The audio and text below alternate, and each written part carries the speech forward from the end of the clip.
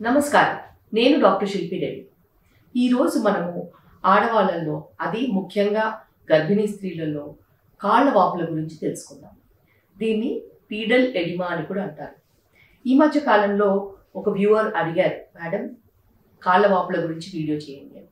అయితే దాని గురించి ఈరోజు మనం మొత్తం తెలుసుకుందాం. కాళ్ళ వాపులు ఎందుకు వస్తాయి? స్పెషల్లీ గర్భిణీ స్త్రీలలో చాలా రకాల సమస్యలు ఉన్నప్పటికీను తరచుగా గర్భిణీ స్త్రీలలో ఇలాంటి కాళ్ళవాపులు రావడానికి అబ్డామినల్ ప్రెషర్ అంటాం. అంటే పొట్టలో గర్భసంచి ఏదైతే పెరుగుతున్నప్పుడు అది పెట్టి ప్రెషర్తోని కింది నుంచి నరాలలో రక్తస్రావం అనేది సరిగ్గా జరగకపోవడంతో, దానివల్ల నీరు అనేది కాళ్ళల్లో వదలడంతో ఇలా కాళ్ళవాపులు వచ్చే అవకాశం ఉంటుంది. అయితే అందులో మనం గమనించుకోవాల్సిన అవసరం ఏంటంటే, ఎక్కువగా కూర్చుని ఉన్న ఒక కాళ్ళ మీద ఇంకో కాళ్ళు వేసుకుని కూర్చుని ఉన్నా, తరచుగా ఒకవేళ వాళ్ళు వర్కింగ్ ప్యాటర్న్ అయినా, లేకపోతే ఇంట్లో అయినా కానీ కూర్చుని పనిచేయడం అయినా, లేకపోతే సాఫ్ట్వేర్ కంపెనీస్లో అయితే కాళ్ళు కింద పెట్టుకుని కూర్చుని ఎక్కువగా ఒక 6 నుంచి 8 గంటల వరకు కూర్చునే పనిచేస్తారు. కాబట్టి అలా అయినప్పటికీను మనకి రక్తస్రావం అనేది, రక్త ప్రసరణ అనేది కరెక్ట్గా జరగకపోవడంతో ఇలా చిన్న చిన్నగా వాపులు అనేది డెవలప్ అయ్యే ఛాన్సెస్ ఉంటాయి. అయితే ఈ కాళ్ళ వాపుల్లో అతి ముఖ్యంగా మనం గమనించుకోవాల్సింది పొజిషన్. అంటే మనం నిల్చుని ఉండడం, ఎక్కువసేపు కూర్చుని ఉండడము, కాళ్ళపైన ఒక కాళ్ళపైన ఇంకో కాళ్ళు వేసుకుని ఉండడం, ఇవన్నీ కాకుండా ఇంకొకటి కూడా మనకి కారణం అయి ఉండొచ్చు. అది ప్రోటీన్ డెఫిషియన్సీ. ప్రోటీన్ కనుక, పప్పు పదార్థాలు కనుక తక్కువ అయినప్పుడు, అలా ప్రోటీన్ డెఫిషియన్సీలో పల్చటి నీరు అనేది కాళ్ళలో వచ్చే అవకాశాలు ఉంటాయి. దీన్ని ప్రోటీన్ డెఫిషియన్సీ పీడల్ ఎడిమా అని కూడా అంటారు. అయితే గర్భిణీ స్త్రీలలో ప్రోటీన్ ఇంటేక్ అనేది కరెక్ట్గా ఉండాల్సిన అవసరం ఉంది. వీటన్నిటితో పాటు ఇంకొక రకమైన కాళ్ళ వాపులు అనేది ప్రెగ్నెన్సీలో గర్భిణీ స్త్రీలలో బీపీ రావడంతో వచ్చే అవకాశం ఉంటుంది. దాన్ని ప్రీ ఎక్లాంప్షియా అంటారు. పిఈ అంటే ప్రీ ఎక్లాంప్షియా.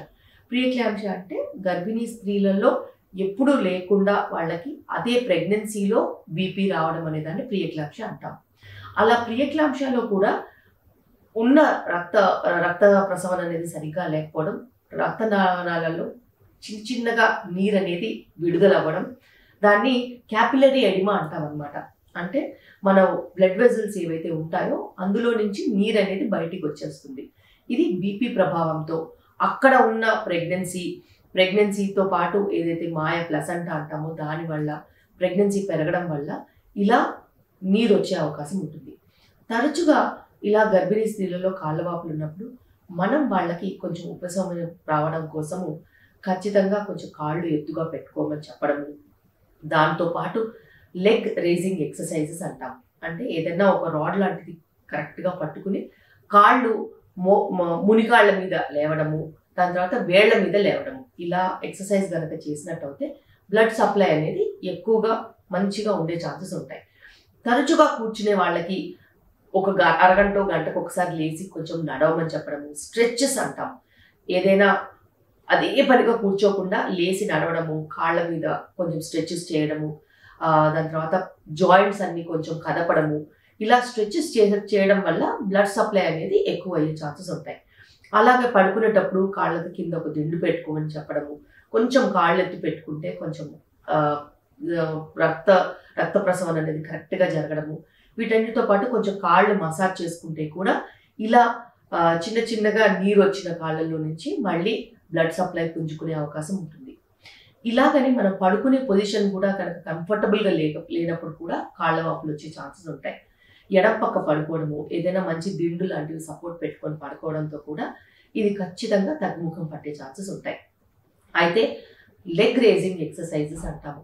వాటితో పాటు టోస్ మీద నడవడము, లేకపోతే మునిగాల మీద నడవడము, ఇలా కొన్ని చిన్నగా చేసుకుంటూ ఉంటే ఖచ్చితంగా తగ్గుముఖం పట్టే ఛాన్సెస్ ఉంటాయి. వాటితో పాటు మంచి ప్రోటీన్ అంటే పౌష్టిక విలువలు ఉన్న ఆహారంతో, పప్పు పదార్థాలు ఎక్కువగా ఉండే ఆహారం తీసుకున్నట్టయితే ఖచ్చితంగా ఎడిమా అనేది తగ్గుముఖం పట్టే ఛాన్సెస్ ఉంటాయి. అయితే ఒకవేళ బీపీ కనుక నమోదైనట్టయితే, బీపీ రీడింగ్స్ కనుక కొంచెం ఎక్కువగా చూపించినట్టయితే దానికి హాస్పిటల్కి వెళ్ళి ఖచ్చితంగా ట్రీట్మెంట్ తీసుకోవాల్సిన అవసరం ఉంది. ఎందుకంటే ప్రెగ్నెన్సీలో బీపీ అంత మంచిది కాదు, అది కొంచెం ప్రమాదకరం. అలాంటప్పుడు ఇలా స్వెల్లింగ్స్ అనేవి మనం గుర్తుంచుకుని ఖచ్చితంగా టెస్టులు చేయించుకోవాల్సిన అవసరం ఉంటుంది. డాక్టర్ దగ్గరికి వెళ్ళాల్సిన అవసరం ఎంతగానో ఉంటుంది.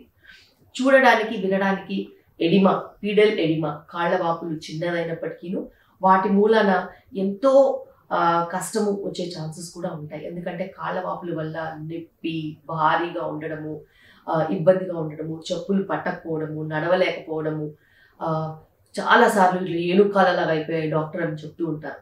డెలివరీ అయినప్పుడు కూడా, డెలివరీ అయిపోయిన వారం 10 రోజులకు కూడా ఆ కాళ్ళ వాపులు అలాగే ఉండే ఛాన్సెస్ ఉంటాయి. వెంటనే కాళ్ళ వాపులు పోవు. ఎందుకంటే గర్భసంచి మొత్తం ష్రింక్ అయిపోయినప్పటికీ ఒక హెవీ బాల్ లాగా తయారవుతుంది కాబట్టి దాని మూలాన కూడా మనకి బ్లడ్ సప్లై అనేది అడ్డంకులు ఉండే ఛాన్సెస్ ఉంటాయి. ఎలాగైతే ప్రెగ్నెంట్ యూట్రస్ మనకి బ్లడ్ సప్లైని ఆపే అవకాశం ఉంటుందో అలాగే కాంట్రాక్ట్ అయిపోయిన హార్డ్ యూట్రస్ కూడా అలాగే వచ్చే ఛాన్సెస్ ఉంటాయి. సో అండ్ డెలివరీ అయిన వాళ్ళు కూడా కాళ్ళ మీద బేబీని పెట్టుకుని ఎక్కువ సార్లు కూర్చుని ఫీడింగ్ ఇవ్వడము, ఇవన్నీ కూడా కాళ్ళ వాపులకి దారితీస్తాయి. అయితే మనం తీసుకోవాల్సిన జాగ్రత్తలల్లో వ్యాయామం, సరిగ్గా పౌష్టిక విలువల ఆహారం తీసుకోవడం, విశ్రాంతిగా చాలాసార్లు విశ్రాంతి కూడా వీటికి చాలా హెల్ప్ చేస్తుంది. వీటన్నిటితో పాటు బీపీ అనేది చెక్ చేసుకోవడం. వేరే రకాల కిడ్నీ సమస్యలు ఉన్న వాళ్ళకి కూడా ఇలా కాళ్ళవాపులు ఎక్కువ అయ్యే ఛాన్సెస్ ఉంటాయి. ప్రెగ్నెన్సీలో వాటి ఇన్సిడెన్స్ అనేది కొంచెం తక్కువగా ఉంటుంది కాబట్టి అవి ప్రెగ్నెన్సీలో ఉండే ఛాన్సెస్ కొంచెం తక్కువగానే. కొంతమంది యూరిన్ ఇన్ఫెక్షన్ వచ్చినప్పుడు కూడా కాళ్ళవాపులు వచ్చే ఛాన్సెస్ ఉంటాయి. సో ఇవన్నీ వేరే వేరే కారణాలు. హార్ట్ ప్రాబ్లమ్స్ ఉన్నప్పుడు కూడా, హార్ట్ ఫెయిలియర్, తీవ్రంగా రక్తహీనత ఉన్నప్పుడు కూడా కాళ్ళవాపులు వచ్చే ఛాన్సెస్ కూడా ఉంటాయి. సో ఇవన్నీ వేరే వేరే కారణాల వల్ల ఇలా కాళ్ళవాపులు వచ్చే ఛాన్సెస్ కూడా ఉంటాయి. నా వీడియో నచ్చినట్టు అయితే లైక్, షేర్ అండ్ సబ్స్క్రైబ్ చేయండి. నా ఛానల్ని ఫాలో అవ్వండి.